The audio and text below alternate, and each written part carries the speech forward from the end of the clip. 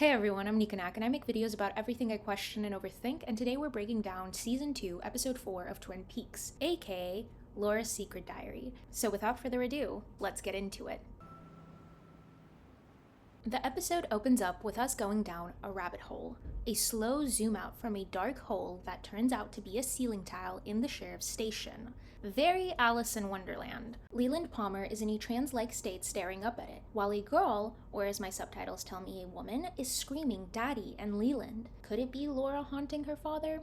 Maybe, most likely. Harry calls out to him repeatedly to snap him out of it, and once Leland does come back to himself, he sits in an interrogation room with Coop, Harry, and Doc Hayward, where he waives his right to an attorney and confesses to murdering Jacques Renault. He justifies the act not as simple grief, but as absolute loss and vengeance for his daughter's killer. And just as Doc is about to leave, Andy asks him for another fertility test and heads to the bathroom with a sample bottle and a copy of Fleshworld. And as luck would have it, on his way, he bumps into Lucy and drops the magazine. And her reaction, boy, the audacity this woman has, especially after Andy was so vulnerable with her about his fertility, her reaction just feels incredibly unfair. Like, you can go out with Richard, but Andy, he's doing this for you at the end of the day to find out if it's possibly him who is the father of this child. What? And while I do understand that pregnancy hormones are a real thing, women go through it all the time, I just don't think in any way, shape, or form Andy deserves this type of reaction. Make up your mind, Lucy. Don't torture the poor guy. Let him do whatever he wants to do. I'm moving on. This is becoming a rant. I'm sorry. I need to compose myself. Still at the department, Harry informs Coop of the arrival of Judge Sternwood and the state prosecutor, Daryl Lodwick. He also updates Coop on Hawk's findings, explaining that while no Robertson lived near the Palmers, they have a new lead via the current address of the previous tenants. Then, Andy comes back out after his test, makes his way through the main area, and bumps into a co-worker whose name is also Bob. Interesting, huh? But basically, he drops his vial in the process, and while he's scrambling around the floor looking for it, Coop notices the soles of his boots and asks where he got them. Andy says Philip Gerard sold it to him, and just like that, Coop connects it. Gerard sold the same pair of boots to Leo. They still need to find the one-armed man.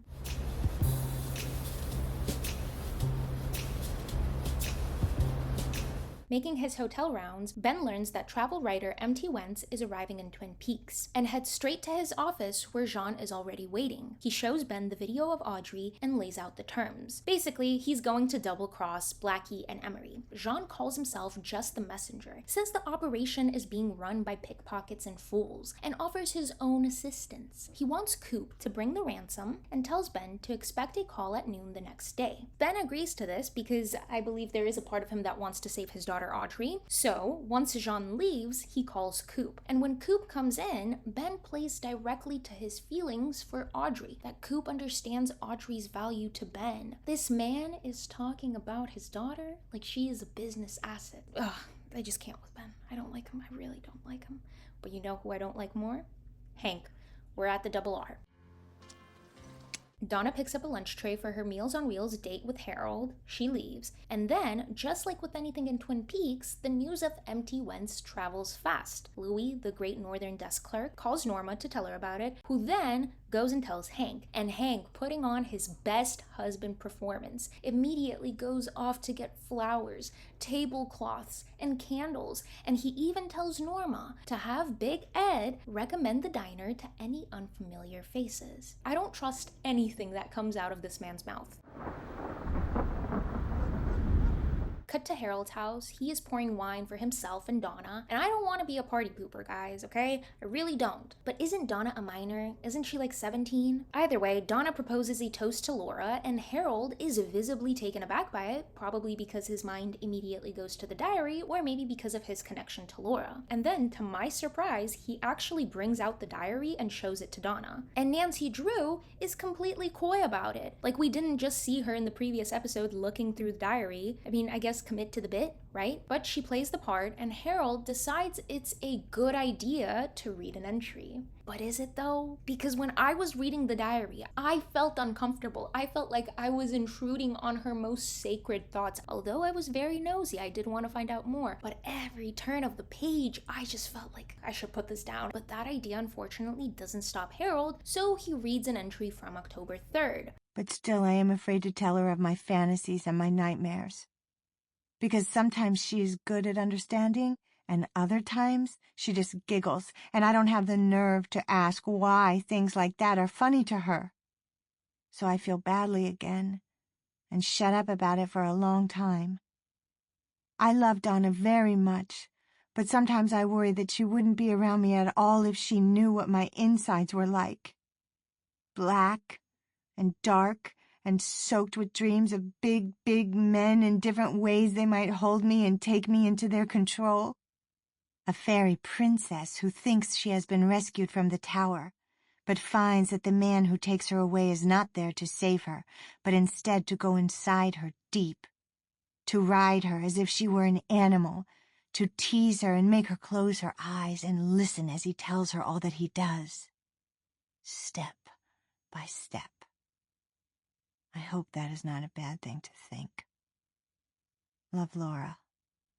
Thankfully, Harold stops himself and apologizes, saying he thought there would be a better outcome. Donna then suggests giving the diary to the sheriff, but Harold refuses, explaining he uses stories from outsiders to create a living novel. And while this just shows us that Harold is living vicariously, this scene also shows us that he hints at a growing and maybe more intimate connection with Donna, who blushes when he implies she will share her own stories with him. So there is no way yet that this diary will see the light of day. Now at the Packard house, Josie comes back with a lot of shopping bags and apologizes to Pete for disappearing. Pete, still under the impression that Catherine died in the fire, tells her they're planning a service, though they haven't found the body yet. Over at One-Eye Jack's, Audrey is brought in by one of the Machiavellian masterminds, aka Emery, into Jean's office, or rather the space that he's currently occupying. Audrey is in and out of her haze, and she has a bruise under her eye. Jean tells her there is no danger, that as long as she's with him, she'll be fine. And then, when she does tell him that Emery hurt her, he shoots him. Just like that. Now I'm pretty sure that's the gun that was used to shoot Coop in the season 1 finale. So it could have been either Jean or Nancy. Who knows? Now after Jean shoots Emery, he comforts Audrey. And this connection right here makes me a lot more worried for Audrey, because we've seen since the season 1 finale that Audrey wanted Coop to come in and save her. She called him, she left him a note, and still nothing. And now this man, who just killed someone right in front of her, is the one holding her and telling her she's safe. And I'm worried that Audrey might start to find comfort in Jean. Back at the sheriff's department, Andy goes to talk to Lucy, and she shuts him down immediately. Coop steps in and tells Andy to go and get some air, and then he talks to Lucy, saying that it would be better for everyone if she just said what was bothering her. So she tells him she doesn't know if she wants to get back together with Andy. She also explains that the reason she started seeing Richard, aka Dick, is because he washed his car and wore nice clothes. And you know what? Fine, you can want that. You're allowed to want that, Lucy, but then let go of Andy. Don't string him along. And at the end of the conversation with Coop, Lucy storms off. Cooper then goes to Harry and tells him that he needs one of the best Bookhouse boys to come with him. He doesn't say what for, but we know it's about Audrey. In preparation for MT Wentz to soon arrive, Norma and Hank dress the double R, and then a stranger walks in. They think it's MT Wentz. They sit him down at a booth. The stranger goes to the bathroom, and while he's gone, Hank steals his wallet and finds out it's not MT Wentz. It's Daryl, the state prosecutor. Harry, meanwhile, finally goes to talk to Josie, and this just wields no results at all. He asks her a question, Josie plays the victim, how dare he hurt her, poor me, poor this, poor that, and then she seduces him. But as they're making love on the couch, the man looking for Josie and reporting back to Hong Kong is watching through the window from outside the house, which was extremely unsettling to say the least. Back at the sheriff's department once again, Judge Sternwood finally arrives. And surprisingly, he is very much like or just shares the same qualities as Coop. Then they proceed to the conference room. While they're doing that, Lucy is still at the entrance, and then Dick arrives. He tells Lucy he's ashamed and he wants to do the right thing, so he hands her the money to get an abortion. Lucy, however, which I'm really glad, tells him to F off. A lot nicer than I'm paraphrasing it, but she tells him to leave and never come near her. Now in the conference room, Coop, Harry, and Judge Sternwood sit with Leland. The judge says something that really caught my attention. Before we assume our respective roles in this enduring drama, just let me say that when these frail shadows we inhabit now have quit the stage, we'll meet and raise a glass again together in Valhalla. To which Leland responds with, "Would that it were so." And underneath all this poetic and all this romantic hope of a reunion, it's still murder, vigilantism or not. Moving on, Leland also plans to represent himself, which is a choice. As night consumes Twin Peaks, we're back at the Great Northern, and someone is watching Ben from across the hall. It's Catherine. It has to be Catherine. She gets mistaken for empty Wentz, and all I have to say is, one, this will be really interesting to watch play out when we are actually introduced to empty Wentz, and two, I knew it.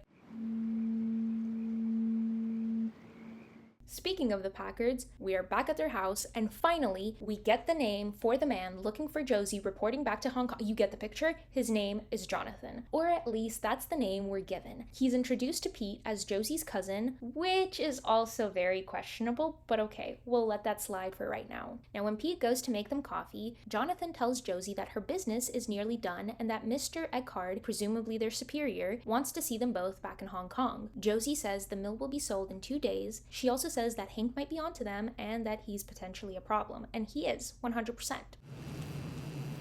Now, as the episode comes to an end, at the Double R, there's banging on the door. Hank answers, nobody's there. Then the lights go out. And then Johnathan is just standing in the middle of the room. They have an absolutely impressive fight, but Johnathan ends up beating up Hank. He takes his hand and does a blood pact with him. Then he says, next time, I will take your head off, and smashes Hank's flashlight. And that is episode 4 of season 2. So a lot has happened in this episode, and once again, so far, love the pacing of season 2. Of course, as always, let me know your thoughts in the comments down below, and I will see you next time.